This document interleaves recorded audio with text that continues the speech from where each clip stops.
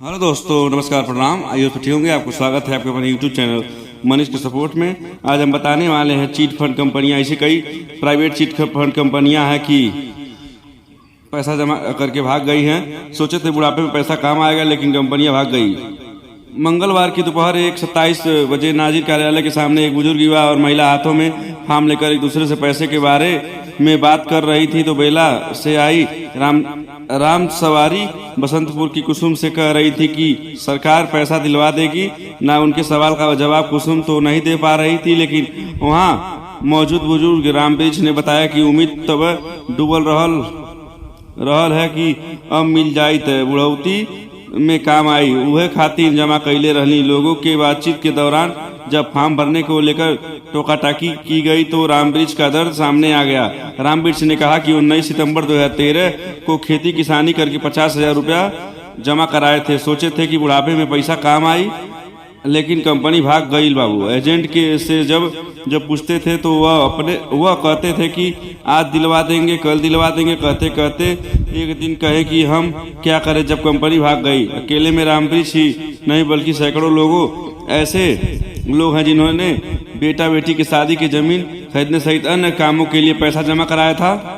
बेला निवासी रामबीज ने कहा कि बुढ़ापे में खर्च के लिए किसी तरह से 50,000 रुपये इकट्ठा करके जमा कराए थे। वर्ष 2017 में कंपनी भाग गई, तभी से चक्कर लगा रहे हैं। गांव के लोगों के बताया है कि फॉर्म भरकर जमा कराने हैं तो यहाँ चले आए हैं।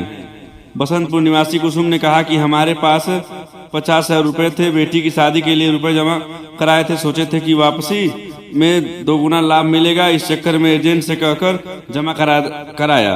बाद में मालूम हुआ कि कंपनी भाग गई है। इसके बाद 2 दिन तक खाना नहीं खाया। अकोलोहिया निवासी शंकर यादव ने कहा कि मैंने वर्ष 2012 में 1.5 लाख रुपए जमा कराए थे। अब शासन की पहल पर पैसे मिलने की उम्मीद जगी है, इसीलिए यहाँ पर आए थे। कई अन्य लोगों को भी बताएंगे कि वह लोग फॉर्म भर दें। पीडी राम सवारी ने कहा कि हम सोचे थे कि जीवन का कोई भरोसा नहीं है तो ना जाने कब क्या हो जाएगा, इसलिए मेहनत मजदूरी करके 15,000 रुपये जमा कराई थी। हम तो मान चुके थे कि पैसा डूब गया है। एडीएम वित्त के राजस्व विनीत सिंह ने कहा कि गोरखपुर जिले में कितनी रकम लेकर चिटफंड कंपनियां भागी हैं, आवेदकों के फॉर्म आने के बाद इसकी सटीक जानकारी हो सकती है। अभी आवेदन पत्र जमा कराए जा रहे हैं, इसके बाद शासन के निर्देशानुसार आगे की कार्रवाई की जाएगी। बस आज के लिए इतना ही। मिलते हैं किसी अच्छी सी वीडियो, अच्छी सी जानकारी के साथ। जय हिंद, जय भारत।